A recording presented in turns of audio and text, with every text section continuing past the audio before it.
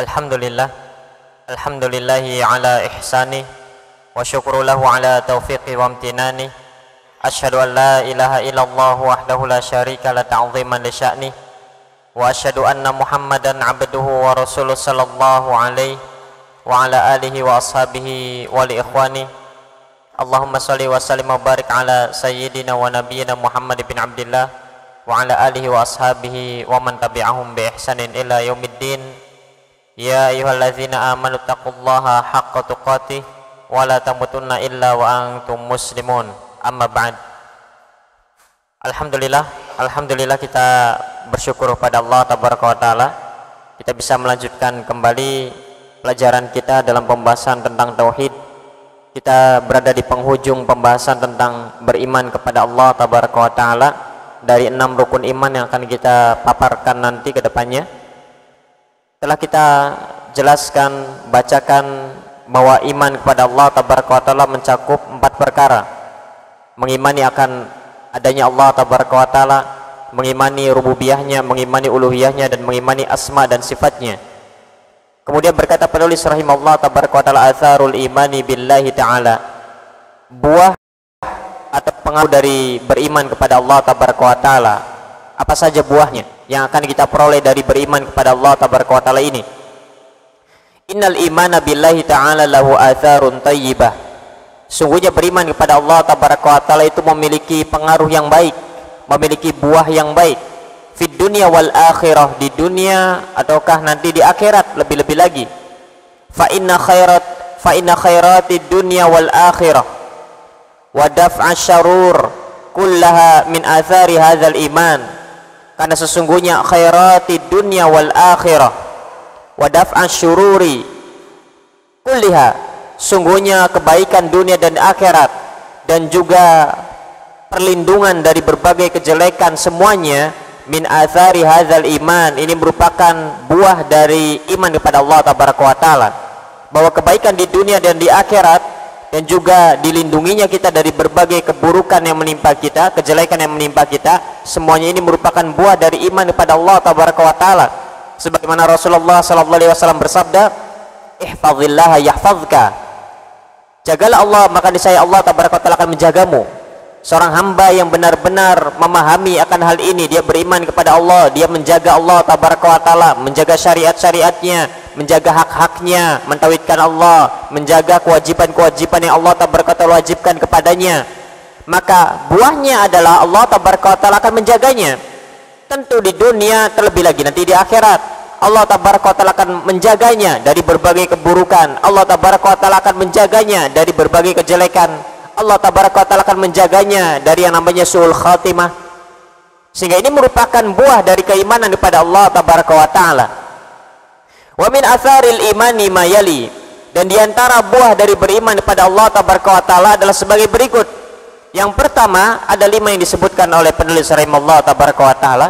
Buah yang pertama adalah annallaha yadfa'u 'anil mu'minina jami'al makari. Sesungguhnya Allah tabaraka wa taala melindungi orang-orang yang beriman dari berbagai perkara yang tidak disukai, dari berbagai perkara-perkara yang dibenci, dari berbagai keburukan-keburukan. Hanya Allah tabaraka wa taala saja yang mampu untuk menjaga dan melindungi kita, sehingga orang-orang yang mendapatkan perlindungan dari Allah tabaraka wa taala, maka mereka adalah orang-orang yang beriman kepada Allah, orang-orang yang berupaya menjaga syariat Allah, orang-orang yang istiqomah berada di atas jalan yang lurus. Wa yunjihim minasyada'id, Allah tabaraka wa taala menyelamatkannya dari berbagai penderitaan, sehingga orang-orang yang Allah tabaraka wa taala lindungi di dunia dan di akhirat, sekalipun penderitaan menimpa tubuh mereka, namun penderitaan itu tidak sampai menggerogoti kalbu mereka. Orang-orang melihatnya sebagai orang yang menderita, namun Allah tabaraka wa taala menjaga kalbunya dari penderitaan itu.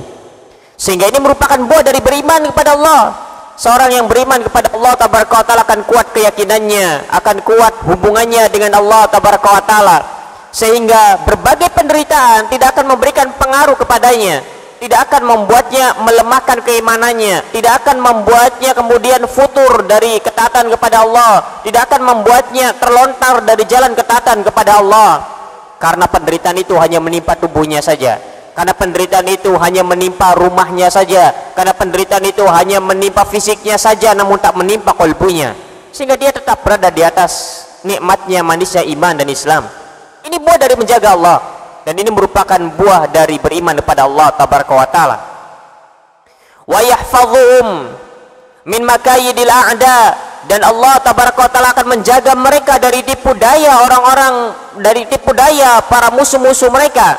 Allah tabaraka wa taala akan menjaga orang-orang yang beriman kepada Allah tabaraka wa taala dari orang-orang yang jelek.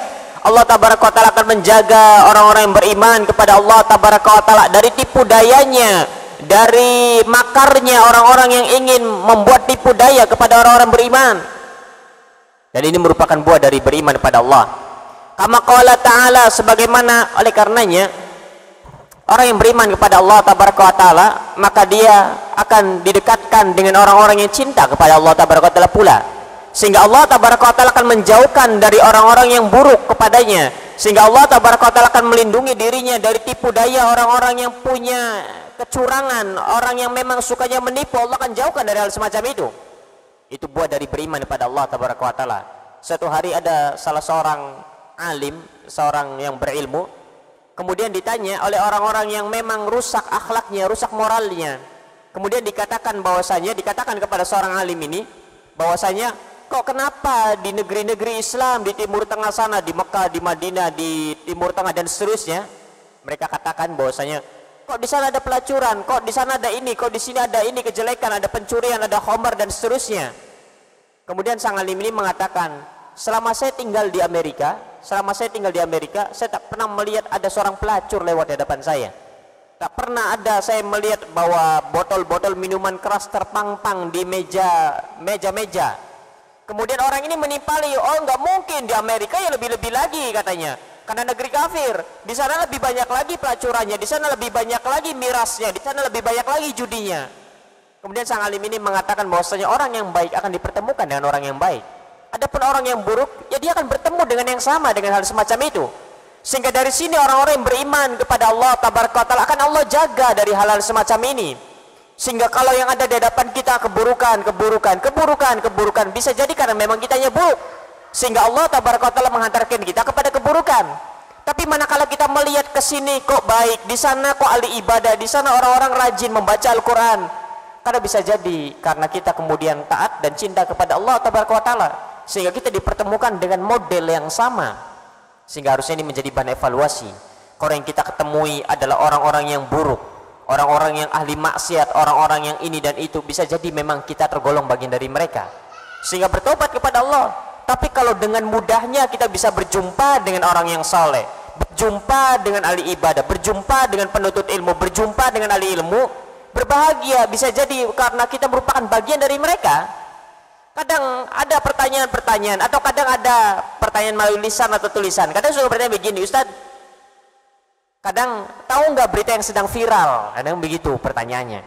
Atau nanti ada yang menyampaikan, oh ini masalah ini sedang viral terjadi di media sosial. Saya katakan lingkungan kita berbeda. Bisa jadi itu viral di sisi Anda, tapi tidak viral di sisi saya. Karena lingkungan kita berbeda. Jangan mengatakan viral di hadapan saya, jangan mengatakan viral kepada fulan, mengatakan viral kepada fulan, karena lingkungan kita berbeda. Orang itu akan dipertemukan dengan yang sejenis dengannya. Inna tuyuru ala ashkaliha taqa, sesungguhnya burung-burung akan hinggap kepada burung-burung yang sejenis dengannya. Oh ini di lingkungan saya, di media sosial saya sedang viral ini, ya karena kita semodel dengannya, makanya kita dipertemukan dengan semacam itu. Oh ini sedang viral di sini, makanya viral menurut siapa? Kadang ada yang menyampaikan demikian, oh ini viral, oh ini viral. Saya katakan kalau lingkungan saya sedang bukan begitu pembahasannya, lingkungan saya sedang membahas tentang ini, jadi itu tidak viral sama sekali. Jadi begitu, karena orang itu akan dipertemukan dengan yang semodel dengan kita, sehingga harus banyak evaluasi, harus banyak kemudian bermuhasabah. Loh kok kenapa kok ketemunya yang beginian lagi, kok kenapa ngelihatnya yang beginian lagi, bisa-bisa khawatir kita tergolong dari mereka. Bukan kemudian malah senang, oh ini yang lagi viral. Bukan, bisa-bisa kita digolongkan sebagai mereka. Kenapa kok jarang lewat itu orang-orang yang soleh?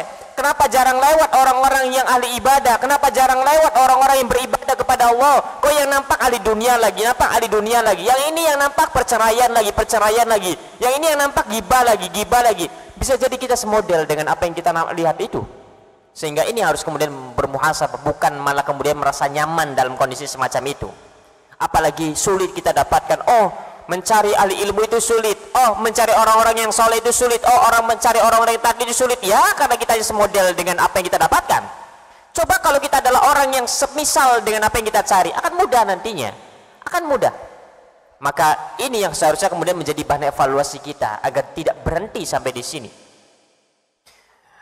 Kama qala ta'ala, sebagaimana Allah tabaraka wa ta'ala firmankan dalam surat Al-Hajj ayat 28, innallaha yudafi'u 'anil ladzina amanu, sesungguhnya Allah tabaraka wa ta'ala yang akan membela, yang akan melindungi orang-orang yang beriman. Allah tabaraka wa ta'ala langsung, sehingga hati-hati ketika bermasalah dengan orang-orang beriman. Hati-hati ketika membuat masalah dengan para kekasih-kekasih Allah, karena pun sama kekasih-kekasih Allah pun bisa tumbuh kebencian pada diri mereka. Bahkan kebencian yang ada pada diri kekasih-kekasih Allah kepada kita itu lebih dahsyat, karena tandanya kita memusuhi para kekasih-kekasih Allah.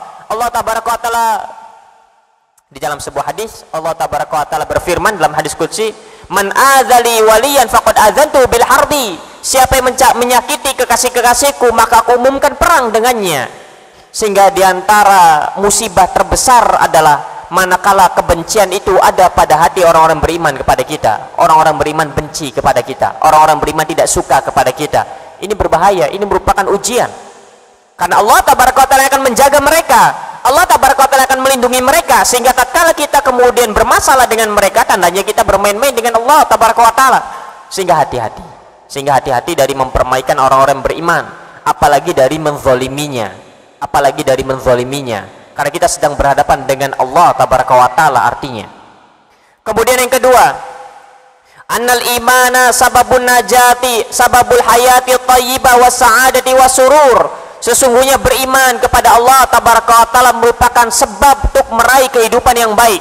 Kehidupan yang baik hanya diperoleh dengan beriman kepada Allah tabaraka wa ta'ala saja, tidak dengan harta, tidak dengan kedudukan, tidak dengan jabatan, tidak dengan rumah mewah, tidak dengan kendaraan yang indah, tidak. Kehidupan yang baik hanya didapat dengan beriman kepada Allah tabaraka wa ta'ala saja, titik. Kalau tidak percaya, cobalah seumur hidup ini kita banding capek-capek nyari harta. Ketika sudah banyak, apakah hidup kita akan merasa baik, akan merasa tenang? Tidak. Yang ada malah semakin merasa tidak aman. Akhirnya beli CCTV, pasang itu di depan pintu 5 CCTV-nya, pasang di pojok, pasang di ini, temboknya dibuat yang tinggi, sudah begitu di atasnya dikasih beling lagi pecahan-pecahannya. Khawatir hartanya dicuri, sehingga hidup tidak aman, sehingga hidup tidak tenang, menutup diri dari yang lain, takut dipinjemi nanti tidak bayar. Kan begitu kita.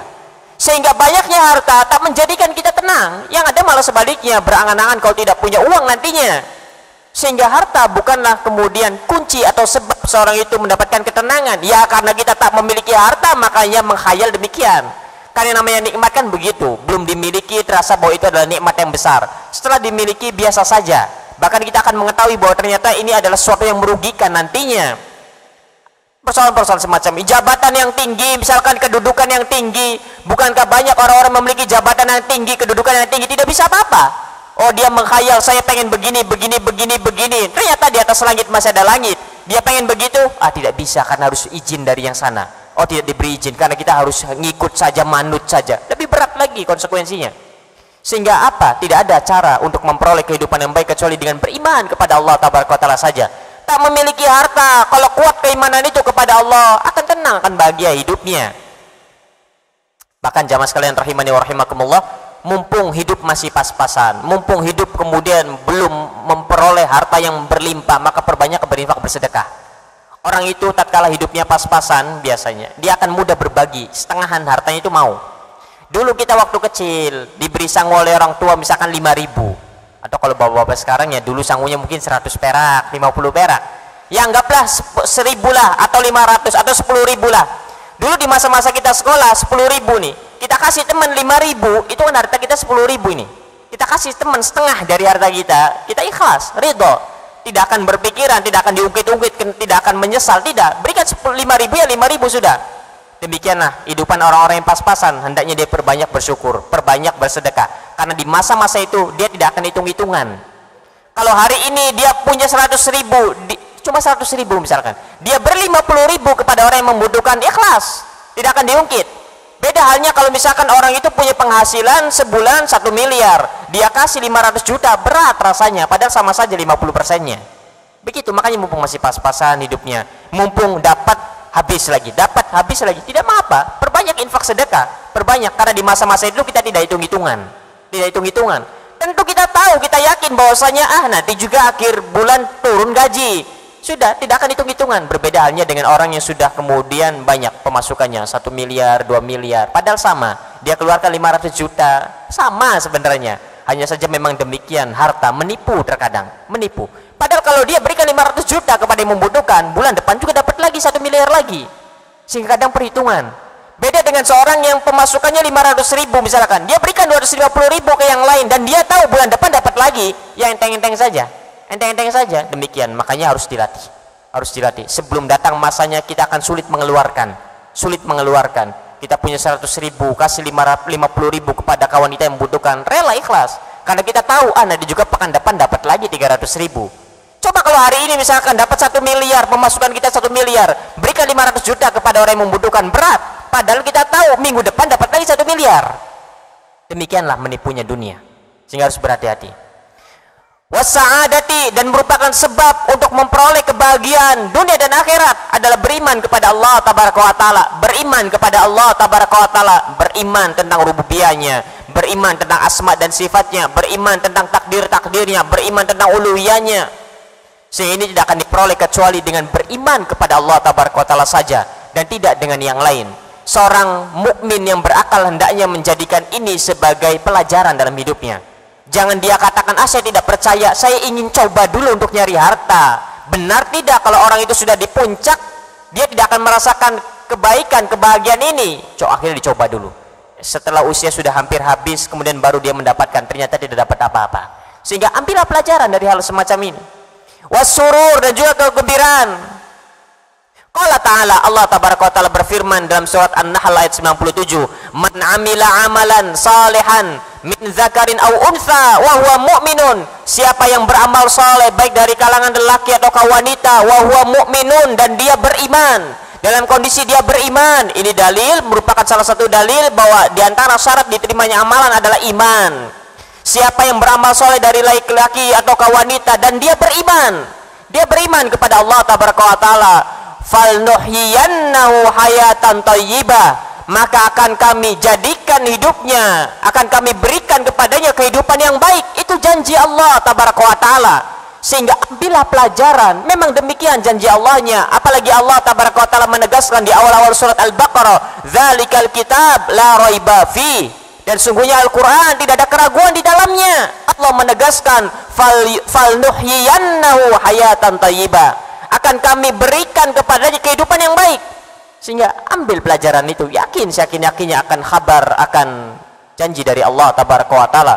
Apalagi Allah Tabaraka wa Ta'ala la yukhliful mi'ad, tidak mungkin untuk kemudian mengingkari janjinya sendiri.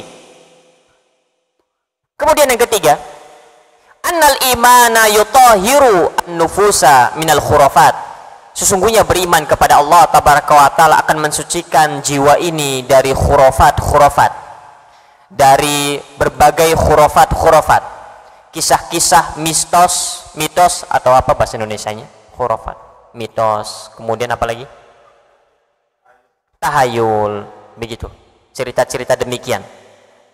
Jangan di situ, nanti dimakan sama itu misalkan. Itu bulan gerhana, apa namanya kalau bulan tertutup matahari, gerhana bulan itu sedang dimakan sama buto katanya. Itu namanya khurafat, kisah-kisah khurafat namanya. Kalau kamu nanti nyapu di malam hari, nanti istrinya jenggotan misalkan, ya kalau sudah tahu wanita jenggotan, ya jangan diterima, kan begitu. Kalau misalkan nanti kayak gini sulit dapat jodoh, itu namanya khurafat semua. Nggak ada kaitannya antara duduk di depan pintu dengan dapat jodoh tidak dapat jodoh, nggak ada kaitannya, nggak ada sebab-sebabnya. Sehingga ini yang disebut dengan khurafat. Ini namanya khurafat, cerita-cerita mitos, tahayul, begitu. Awalnya sih mungkin orang-orang tua kita dulu itu hanya sekedar cerita biasa saja, turun-turun ke anaknya jadi diyakini, kan biasanya begitu. Nah, orang yang beriman kepada Allah Tabaraka wa Ta'ala, dia tidak akan percaya dengan hal semacam ini, akan bersih kolbunya, akan bersih jiwanya dari berbagai khurafat semacam ini. Faman amana billahi ta'ala haqqan fa innahu yu'alliqu amrahu billahi ta'ala wahda, maka siapa yang beriman kepada Allah tabaraka wa ta'ala dengan sebenar-benarnya keimanan, dia tahu yang memberikan manfaat adalah Allah, dia tahu yang dapat melindunginya dari berbagai mudarat adalah Allah, dia tahu bahwa segala sesuatu yang ditakdirkan Allah terjadi pasti terjadi, dia tahu segala sesuatu yang tidak ditakdirkan oleh Allah tabaraka wa ta'ala tidak akan terjadi. Dia serahkan semuanya kepada Allah tabaraka wa ta'ala wahdah, hanya Allah tabaraka wa ta'ala saja. Fahuwa rabbul alamin, bahwa dia Allah tabaraka wa ta'ala adalah Rabb semesta alam. Wa huwal ilahul haq la ilaha ghairu, bahwa dia Allah tabaraka wa ta'ala adalah ilah, sesembahan yang hak, satu-satunya ilah yang hak, la ilaha ghairu, tidak ada ilah selain dia Allah tabaraka wa ta'ala. Fala yakhafu min makhluqin, maka dia tidak akan takut dari makhluk. Tidak akan takut dari makhluk kalau jam 12 malam atau setiap hari Rabu lagi misalkan di perempatan ini harus disiram kembang. Kenapa? Kalau tidak nanti kecelakaan. Ya kecelakaan sih sudah biasa terjadi, kalau tidak celaka ya sehat, begitu. Sehingga tidak ada kaitannya antara menyiram kembang dengan kecelakaan misalkan. Oh kalau tidak demikian nanti kamu sakit. Ya namanya orang hidup kalau tidak sehat ya sakit. Tidak ada kaitannya dengan lempar ini harus kemudian begini 3 kali. Tidak ada kaitannya. Ini semua khurafat. Ketika dia tahu yang mendatangkan manfaat adalah Allah, ketika dia tahu kalau sesuatu itu memang ditakdirkan menimpanya pasti menimpanya, sekalipun disiram kalau memang sakit ya sakit saja. Sehingga tidak ada kaitannya itu. Sehingga seorang mukmin harus meyakini ini, bahwa kehidupannya kalau tidak di atas ya di bawah, kalau tidak di atas ya di bawah, kalau tidak sehat ya sakit, kalau tidak berhasil dalam usahanya ya bangkrut. Sudah itu saja pilihannya, tinggal bersyukur kepada Allah, tinggal bersabar kepada Allah. Tidak ada kaitannya antara menyiram kembang dengan bangkrut tidak bangkrut. Tidak ada kaitannya antara misalkan siul 3 kali dengan nanti sakit tidak sakit. Tidak ada kaitannya dengan itu semua. Kalaupun benar sakit ya memang sudah takdirnya sakit, begitu memang kehidupan. Sehingga ini semua merupakan khurafat ketika seorang itu beriman kepada Allah dan tahu bahwa kebaikan itu datangnya dari Allah, dan tahu bahwasanya mudarat itu hanya Allah tabaraka wa ta'ala yang dapat melindunginya. Kalau memang terjadi ya terjadi, kalau tidak terjadi tidak akan terjadi, maka dia tidak akan percaya dengan hal semacam ini. Karena memang ini merupakan kesyirikan, keyakinan-keyakinan yang menjatuhkan seorang hamba ke dalam kesyirikan. Wala yu'alliqu qalbahu bi ahadin minan nas, sehingga hatinya tidak akan digantungkan kepada seorang pun dari manusia. Kamu pengen selamat gak? Kamu pengen beruntung tidak? Kamu pengen terlindung dari sial tidak? Nih, bawa besel ini nih. Atau ini bawa ini. Ini ada ikatan, pokoknya taruh di sabuk kamu kalau keluar rumah, setiap kali keluar rumah. Jadi merasa aman. Karena sudah memakai sabuk yang sudah diisi, aman dari ancaman sial, aman dari sakit, aman dari dan seterusnya. Ya padahal memang takdirnya dia saat itu adalah aman. Misal kalau dilepas misalkan ternyata sakit, oh betul ternyata kalau tidak pakai sabuk itu malah sial. Ya tidak, memang begitu kehidupan, kalau tidak di atas ya di bawah. Tidak ada kaitannya dengan sabuk. Oh bayi baru lahir harus kemudian dipasangkan yang hitam-hitam, kalung hitam itu. Kenapa? Kenapa alasannya? Misalkan, oh supaya bisa dilindungi dari gangguan jin. Kalau dilindungi dari gangguan jin, bacakan doa. Bacakan doa, bukan dipakaikan kalung demikian. Apalagi di dalamnya nanti ada ini, ada itunya. Oh ini ada wanita yang sedang mengandung, kemudian taruh silet, taruh gunting di bawah bantalnya atau di bawah kasurnya. Kenapa? Supaya tidak diganggu. Kalau tidak diganggu, baca doa, wudhu dulu, baca Al-Quran. Karena bagaimana bisa untuk kemudian orang yang tidak mau baca Quran, tidak mau baca doa, kemudian tidak mau melindungi dirinya dengan zikir, meminta kepada Allah, ya akan diganggu nantinya. Sehingga tidak ada kaitannya antara masang kemudian silet di bawah bantal kita dan seterusnya, tidak ada. Oh kalau ada gerhana nanti orang yang mengandung harus ke kolong dulu. Pengen apa ke kolong? Tidak ada kaitannya, tidak ada sama sekali. Sehingga jamaah sekalian, semacam ini merupakan khurafat yang kemudian orang-orang yang lemah imannya akan mudah termakan dengan hal semacam ini.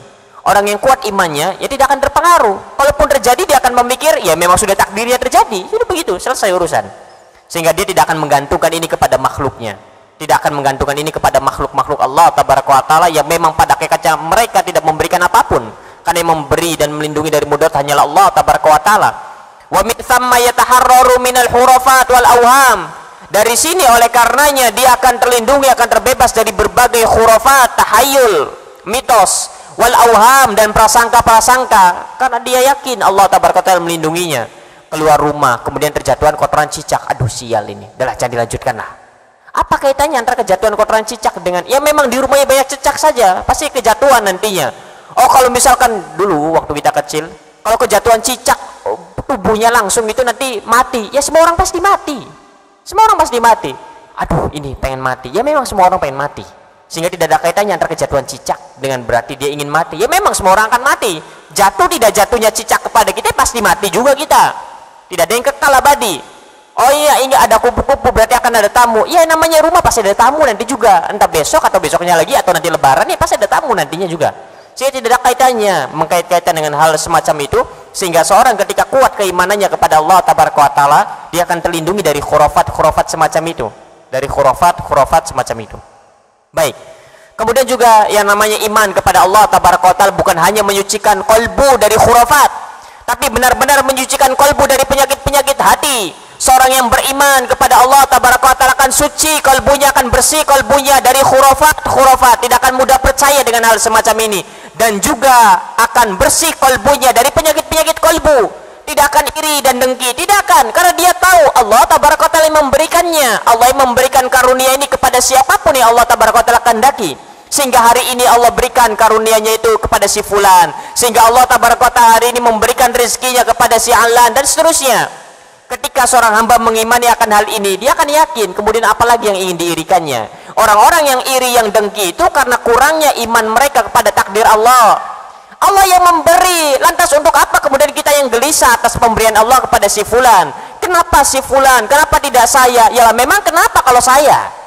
Sehingga ini akan memberikan kesucian kalbu kepada seorang hamba tatkala dia benar-benar beriman kepada Allah Tabaraka wa Ta'ala, akan membersihkan kalbunya dari ujub, dari riya. Karena apa yang ingin diujubi, apa yang ingin ditakaburi, sedangkan dia tak memiliki apa-apa. Sedangkan semuanya itu atas kehendak Allah Tabaraka wa Ta'ala, semuanya atas kemudahan Allah Tabaraka wa Ta'ala. Kita bisa beramal karena Allah, bukan karena kita.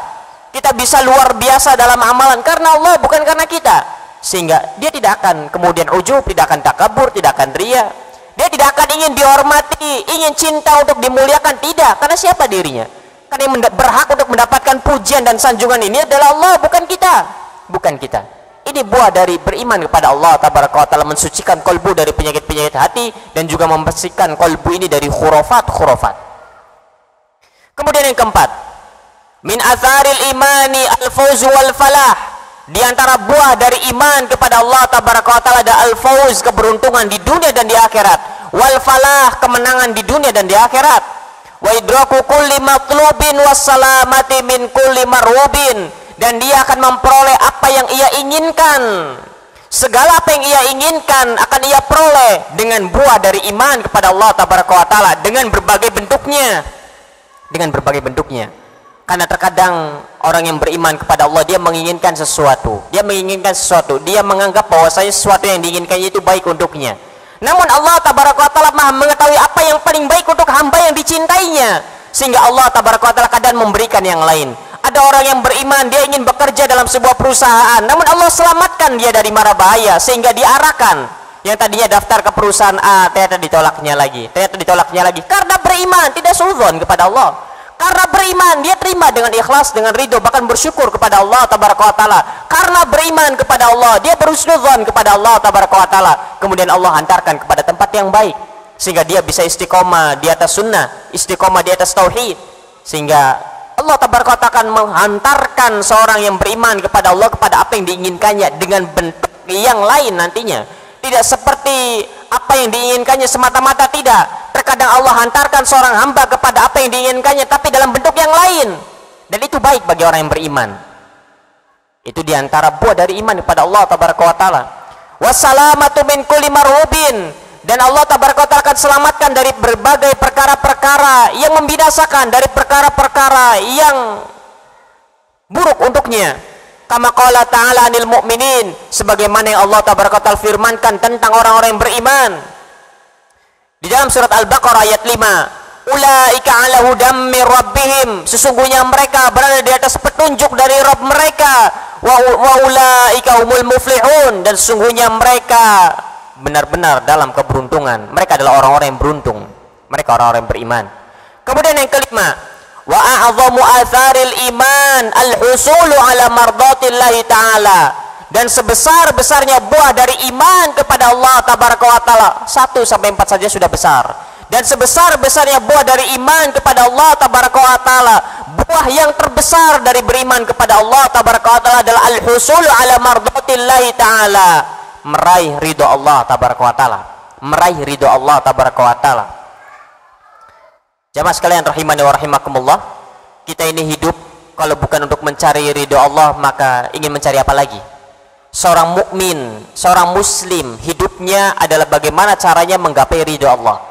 Seorang muslim, seorang mukmin, hidupnya adalah bagaimana caranya untuk menggapai kecintaan Allah tabaraka wa taala. Sudah, itu saja.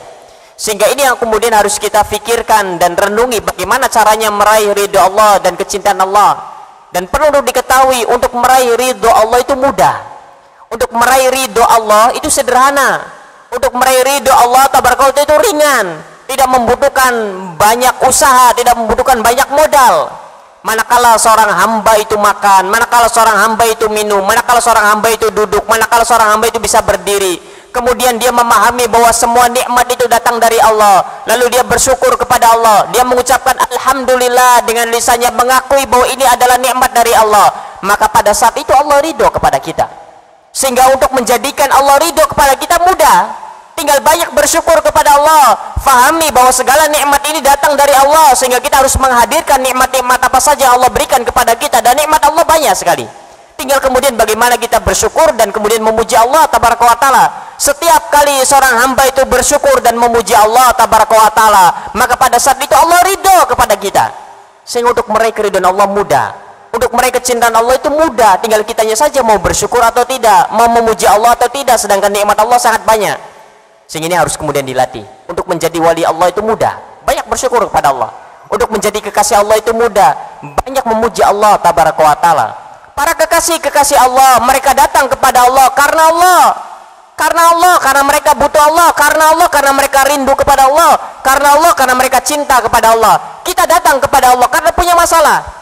Mereka para kekasih Allah datang kepada Allah karena Allah, bukan karena masalah. Kita datang kepada Allah malam-malam sholat tahajud, malam-malam kemudian bangun, berwudu, mengambil air wudu, berzikir, sholat, meminta kepada Allah. Kenapa? Karena punya masalah. Karena punya masalah. Sebenarnya yang kita butuhkan itu, yang sebenarnya kita ingat itu masalah, bukan Allah. Kalau kita tidak punya masalah, kita tidak akan bangun malam. Coba sekali-kali tatkala kita hidup rileks saja, bahagia saja, tidak ada masalah, jarang doa kepada Allah, jarang bangun malam. Tapi manakala dihantam masalah, oh sudah, dari mulai jam 12 sudah bangun, subuh, sholat subuh ke masjid, pada subuh tidak tidur lagi, melek. Coba bayangkan kalau misalkan harta ngalir, oh masya Allah, gaji di atas UMR, apa saja sudah dimiliki, sudah, malamnya tidur, berdalih dengan alasan kan sunnah, saya sudah menuntut ilmu lebih besar pahalanya daripada sholat tahajud. Pada subuh tidur sebentar dengan alasan supaya kuat nanti nyari nafkahnya, kan gitu kita. Sehingga para kekasih Allah tabaraka wa taala itu datang kepada Allah karena Allah, bukan karena masalah. Sehingga Umar ibn Khattab berdoa kepada Allah tabaraka wa taala bukan karena pengabulan doanya. Oleh karenanya Umar ibn Khattab mengatakan, inilah ahmilu hammal ijabah, aku tak khawatir, aku tak risau dengan pengabulan doa. Doa ingin dikabul tidak dikabul terserah Allah tabaraka wa taala.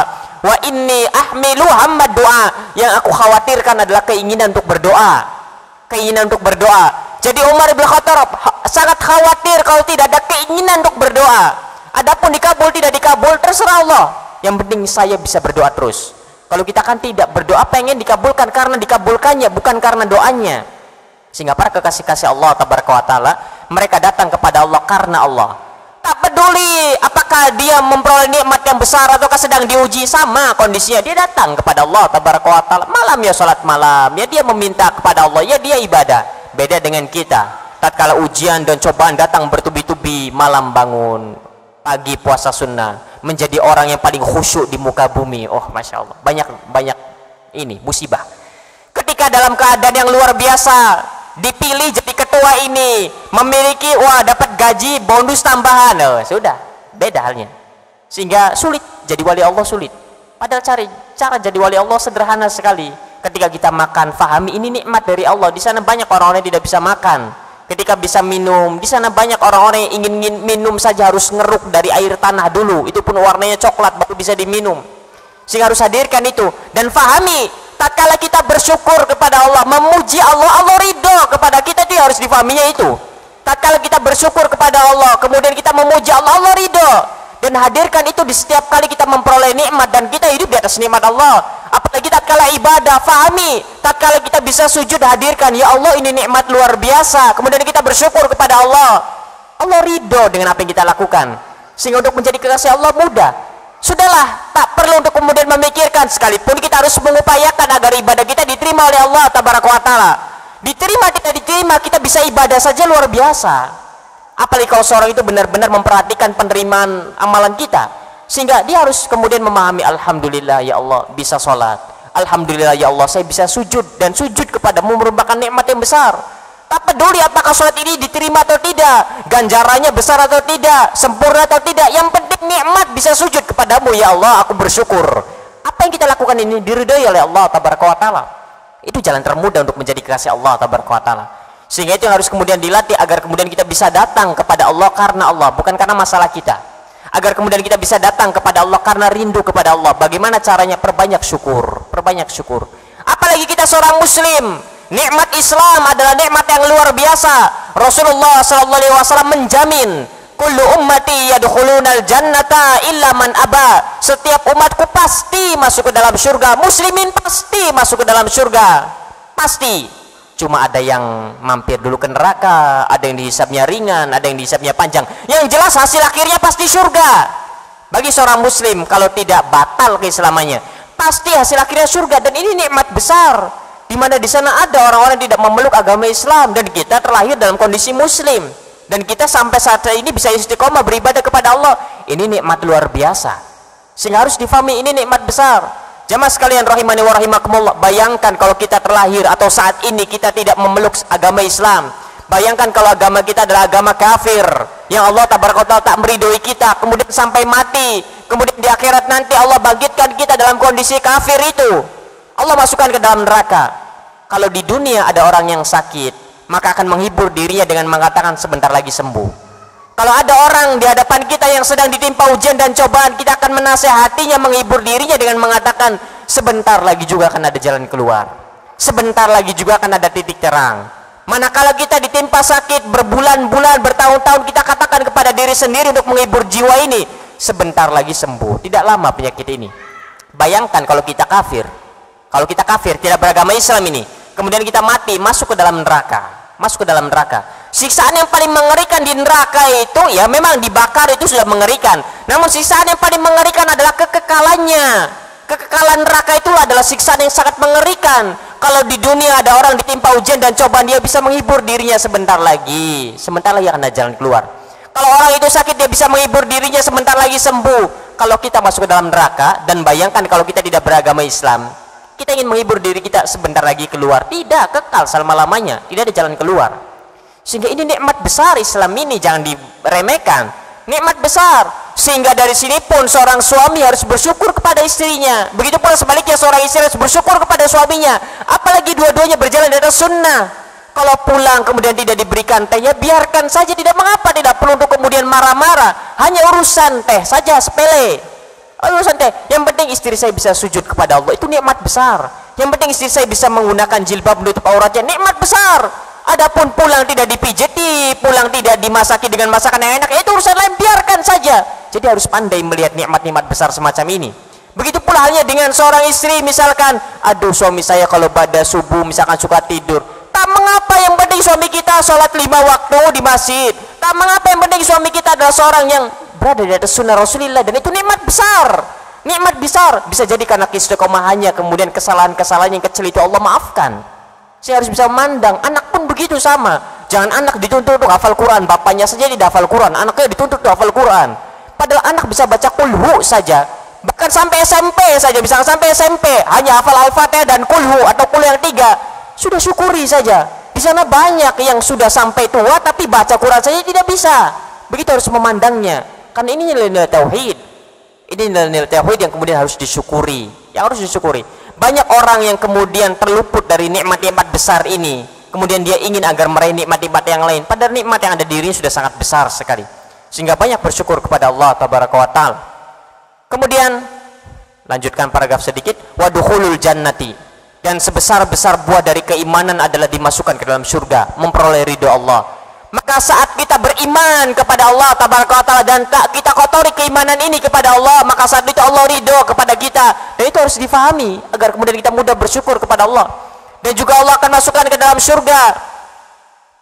Wal fauzu bin na'imil muqim, dan Allah tabaraka wa taala akan berikan kenikmatan yang kekal abadi di surga. War rahmatul kamilah, dan Allah tabaraka wa taala memberikan rahmatnya yang sempurna.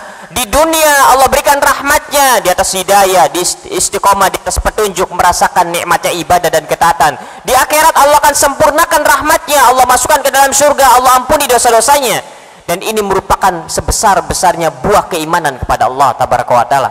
Sehingga jamaah sekalian rahimani wa rahimakumullah, perbanyaklah bersyukur kepada Allah tabaraka wa taala, perbanyaklah memuji Allah dengan menghadirkan bahwa segala nikmat ini datang dari Allah.